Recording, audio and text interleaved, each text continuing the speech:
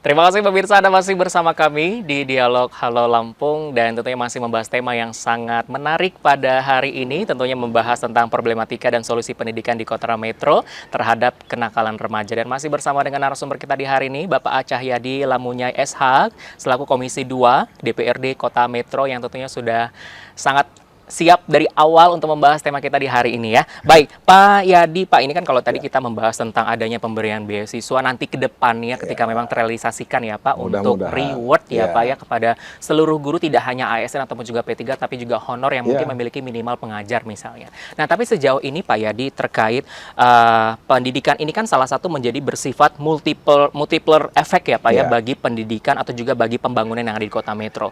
Nah, kalau misalnya menurut dari Pak Yadi sendiri, kira-kira apakah pemanfaatan ini sudah maksimal Pak dimaksimalkan oleh pemerintah?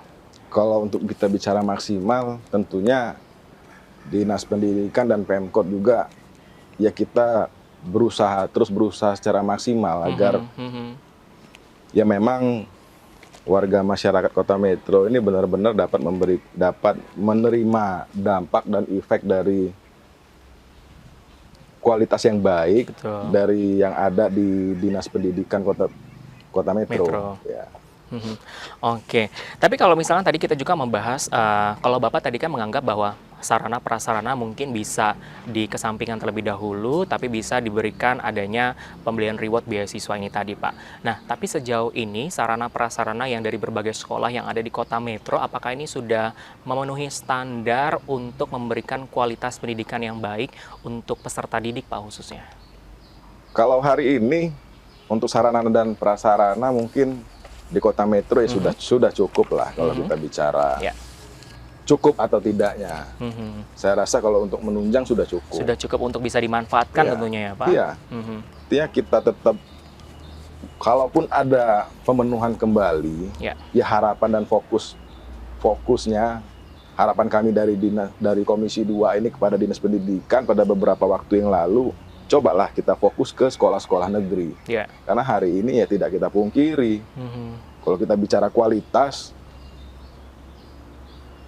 yang notabene sekolah-sekolah swasta ini dengan dana ataupun anggaran yang seadanya, dia bisa bersaing dengan sekolah-sekolah negeri yang dimana anggaran dan fasilitas sarana dan prasarananya difasilitasi dengan Pemkot. Betul. Itu yang harus benar-benar dipelajari nih dengan Dinas Pendidikan.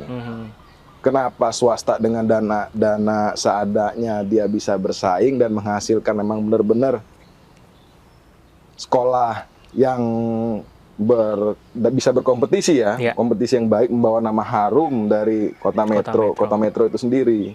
Kenapa sekolah negeri dengan anggaran yang cukup besar, saya rasa ya masih cukup kurang lah. Kalau menurut saya secara pribadi ini Mas Anton.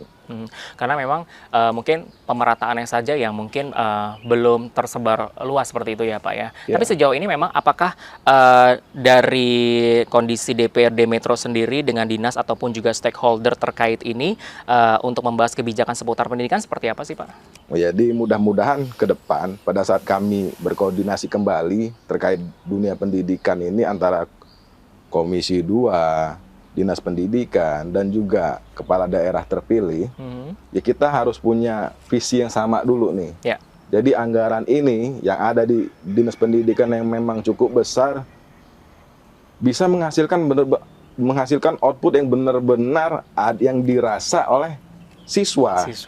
Dan juga ya Kota Metro lah secara khususnya, karena ini kita bicara Dinas Pendidikan Kota Metro. Betul. Itu Mas Anton. Oke, berarti bisa dibilang memang bahwa ketika memang ada anggaran harus ada output yang jelas ataupun manfaat yang jelas ketika memang untuk bantuan ke siswanya itu sendiri. Tapi sejauh ini ada nggak sih Pak pemberian beasiswa ataupun juga bantuan dana atau pendidikan khusus siswa yang mungkin untuk yang berprestasi ataupun juga untuk siswa yang kurang mampu supaya untuk bisa membantu mereka bisa lebih belajar atau juga lebih giat lagi untuk semangat bersekolah seperti itu Pak? Ya, hari ini ya memang sudah bergulir lah, karena itu kan memang amanah undang-undang juga, Mas Anton. Artinya di mana memang program wajib belajar ini memang harus kita penuhi. Ya. Baik itu untuk masyarakat, terutama masyarakat kurang mampu ya, Mas Ya, Anton. betul. Yang diamanahkan undang-undang memang wajib untuk mengenyam pendidikan. Oke, jadi memang sejauh ini memang sudah ada pemberian bantuan ya Pak ya. Mungkin sejauh ini juga ada yang namanya PIP ataupun juga yang lain sebagainya. Karena itu coba kita dorong kan beberapa, ya tidak hanya dia fokusnya ke sarana dan prasarana. Betul. Bisa jadi mungkin kita naikkan Ya. dari anggaran-anggaran yang sudah dipos-poskan di Dinas Pendidikan ini, kita larikan mungkin ke beasiswa, kita tambah. Kalau dirasa dia kurang, kita tambah. Oke. Untuk tenaga pengajar pun demikian. Saya rasa fokusnya di situ untuk sementara ini. Kalau kita bicara tahun 2025, baru setelah itu mungkin kita lakukan evaluasi kembali ke depan. Sekolah-sekolah mana sih yang bakal mau kita jadikan pilot project setelah SDM itu terpenuhi dulu. Oke. Mas Anton. Betul. Dari baik tenaga pengajar dan siswa-siswanya, baru kita penuhi untuk sarana dan prasarananya. Kalau kemarin-kemarin kan mungkin sarana prasarana terlebih dahulu, baru kita bicara SDM. Kalau hari ini coba kita putar ya. lagi. SDM, baik itu tenaga pengajar dan juga siswanya, kita penuhin dulu terlebih dahulu. Betul. Baru kita evaluasi ke depan untuk sarana dan prasarana untuk penunjangnya. Betul, karena memang ketika memang SDM ini memang ditingkatkan, lebih berkualitas, justru malah outputnya lebih bermanfaat dengan begitu luar biasa ya Pak ya? Ya. Gitu. Nah, tapi sejauh ini Pak, kalau misalkan antara dari Komisi 2 DPD Kota Metro untuk melakukan pertemuan terhadap beberapa OPD yang terkait untuk membahas pendidikan ini, kira-kira sudah melakukan kerjasamakah dengan OPD terkait atau untuk membahas kemajuan pendidikan di Kota Metro khususnya Pak? Sudah, dan kepala OPD dari Dinas Pendidikan pun ya sangat interaktif ya, aktif ya dengan kami, melakukan komunikasi dengan kami di Komisi 2. Karena alhamdulillah memang kami dari Komisi 2 dan juga dari Dinas Pendidikan punya visi yang sama. Betul. Bagaimana cara mempertahankan Kota Metro ini tetap menjadi salah satu rujukan masyarakat untuk menyekolahkan anak-anaknya di Kota Metro, karena kualitas kita ya bisa dikatakan ya juga jadi salah satu yang favorit lah, Mas Anton, di Lampung. Khususnya pendidikan ya, Pak khususnya ya? dalam dunia pendidikan. Oke, nah ini kita kembali lagi ke soal kenakalan remaja yang memang mungkin minim terjadi di Kota Metro seperti itu Pak ya. Nah ini mungkin bisa menjadi salah satu contoh juga untuk beberapa kabupaten kota yang ada di Provinsi Lampung yang mungkin tingkat untuk kenakalan remaja meningkat. Nah ini kan tadi Bapak juga menyampaikan bahwa Kota Metro bisa menjadi rujukan yang terbaik untuk kota-kota yang lain, khususnya di jalur pendidikan seperti itu. Nah kira-kira dari Bapak sendiri terkait Komisi 2 DPD Kota Metro yang mungkin menjadi contoh kota lain ataupun juga kabupaten lain supaya adanya penurunan yang sangat drastis terkait kenakalan remaja, khususnya memang tawuran ini sangat luar biasa sekali nih Pak kasusnya, khususnya apalagi kalau di berbagai kota yang ada di Provinsi Lampung. Harus seperti apa sih Pak yang dilakukan seharusnya gitu, selain tadi memberikan edukasi ataupun juga memberikan SDM yang bagus untuk tenaga pendidiknya? Apakah memang sosialisasi terhadap dari kepolisian setempat, memberikan edukasi ke siswa-siswinya, atau seperti apa Pak? Ya mungkin salah satunya ya bisa adanya kerjasama lah, kerjasama antara Dinas Pendidikan dan pihak kepolisian, bisa masuk ke sekolah-sekolah untuk memberikan sosialisasi. Itu kita mendukung. Artinya sanksi-sanksi apa saja apabila siswa ini sampai terlibat kenakalan remaja, seperti tawuran, keluyuran di jam-jam malam. Betul. Bahkan sekarang anak remaja juga judi online, nah, ya Pak? Bahaya judi online ini sangat menjadi momok juga nih. Di mana ya artinya sekarang ini kan kita berpacu dengan teknologi. Betul. Dan semuanya ya bisa diakses melalui handphone. Mungkin ya salah satunya terkait kenakalan remaja tawuran ini, seperti Dinas Pendidikan dan sekolah-sekolah ini bekerja sama dengan pihak kepolisian. Lalu sanksi yang diberikan apa? Ya mungkin bisa diberikan contoh juga untuk pelajar-pelajar yang terlibat aksi tawuran ini, dikeluarkan dari sekolah misalnya. Betul. Ya kan? dan tidak diterima di seluruh sekolah di kota metro, ya mungkin bisa menjadi salah satu pembelajaran lah untuk kawan-kawan mereka yang lain.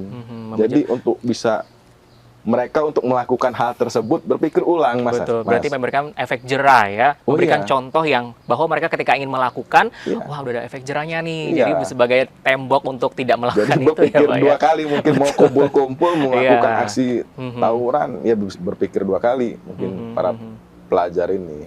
Itulah yang mungkin yang kita bicara juga tadi, penguatan di SDM, baik tenaga pengajar dan juga siswa-siswanya. Ya, kalau kita balik, kalau kemarin fokus ke sarana dan prasarana, hari ini ya harapan kami ya menunggu wali kota terpilih ini, kita akan segera berkoordinasi kembali untuk di dinas pendidikan, ya kita coba untuk pemenuhan SDM ini.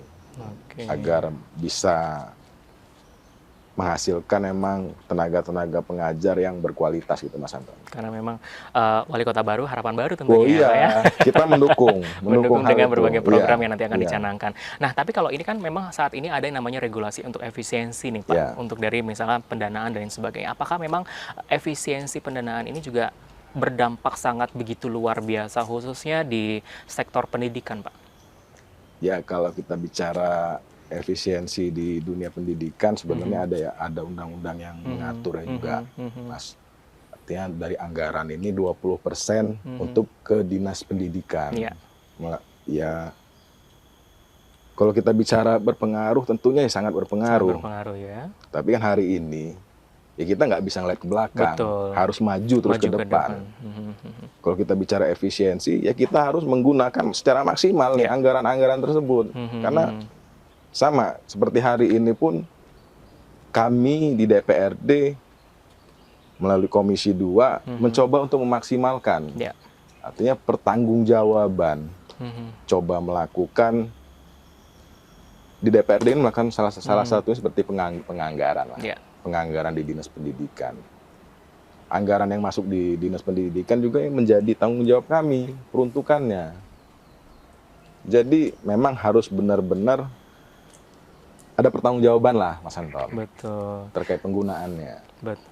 Jadi memang walaupun adanya efisiensi, tapi tetap harus memanfaatkan sesuai dengan tujuan awalnya itu tadi ya Pak, ya memang harus ada tepat sasaran, dana sebesar apapun dana yang memang nanti akan dilayangkan tentunya bisa tepat sasaran dipergunakan untuk memperbaiki atau juga meningkatkan untuk meningkatkan kualitas pendidikan yang ada di Kota Metro khususnya. Nah, nanti kita akan membahas lebih menarik lagi terkait pendidikan ini Pak, khususnya kenalan remaja yang ada di Kota Metro. Tentunya pemirsa jangan kemana-mana, tetaplah bersama kami di Dialog Halo Lampung akan segera kembali.